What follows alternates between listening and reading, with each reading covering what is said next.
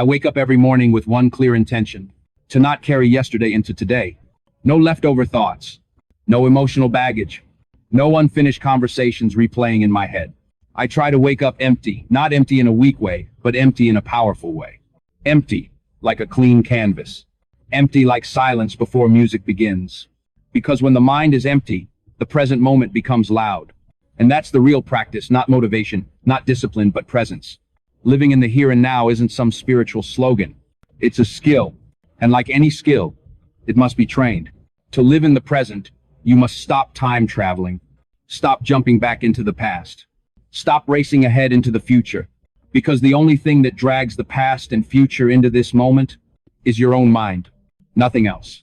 Every thought you think, every word you speak, you are creating something. You are not just reacting to life. You are actively building it. That truth sounds simple, but it's not easy to accept. Because once you accept it, you can no longer blame anyone else. No one can make you sick. No one can make you angry. No one can make you miserable. Those experiences are created inside you, and that's not bad news. That's power. Because if you created the negative state, you can also create a positive one. So instead of unconsciously repeating destructive ideas, we consciously choose a new one, a better one, a stronger one. We emotionally invest in a positive idea. And the moment we do that, our internal state changes. Our energy changes. Our vibration changes. Our behavior changes. And when that changes, everything else follows. Here's something most people miss. You don't wait for the future to feel good. You feel good first, and that pulls the future toward you. Emotion is the engine. If you want a different life, you must practice feeling the emotions of that life before it arrives. Gratitude before the blessing. Confidence before the result. Peace before the solution. The moment you truly feel gratitude, healing begins. The moment you feel worthy, abundance starts moving toward you. The moment you fall in love with yourself and with life, you naturally attract people, opportunities, and experiences that match that energy. You stop chasing. Things start coming to you. Synchronicities appear. Coincidences multiply. Doors open that you didn't even know existed. Not because you forced anything, but because your state of being changed. Teach your body, even for just 15 minutes a day, what it feels like to be grateful, what it feels like to be fulfilled, what it feels like to be at peace. Do this consistently and watch what starts happening. Strange things, unexpected opportunities, perfect timing. Life begins proving to you that you are not the victim of your story. You are the creator. One exercise that changed my life forever is something called the perfect day. At first I dismissed it.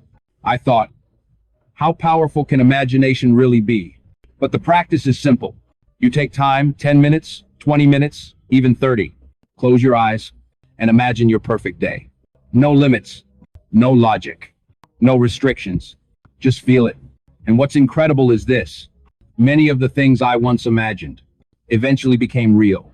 Not all, but enough to prove something important.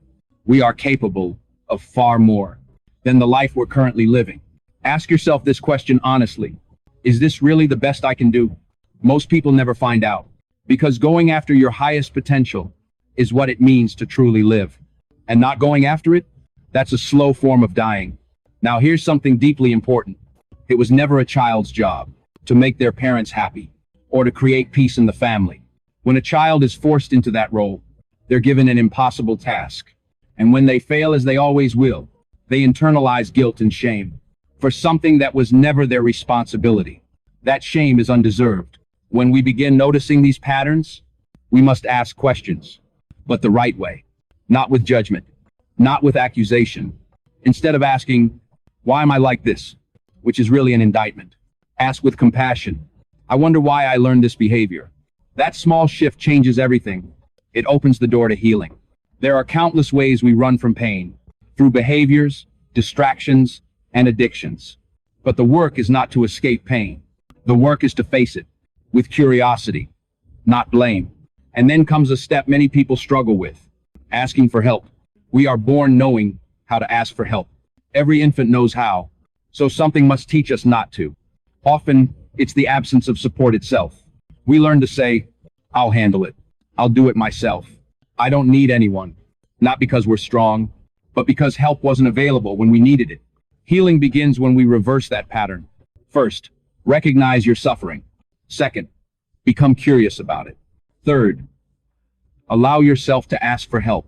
Simple but freeing. Finally, learn how to end your day. Don't carry today's disappointments into your rest. That's what tomorrow is for. Reflect, release, reset, rest. Reflect on what matters. Release what poisons your peace. Reset your mind and allow yourself to rest. Because winners and losers aren't defined by pain. Everyone feels pain. The difference is this: losers let pain destroy them. Winners feel it and transform it. They transmute suffering into growth, confusion into clarity, struggle into strength. That's the real victory.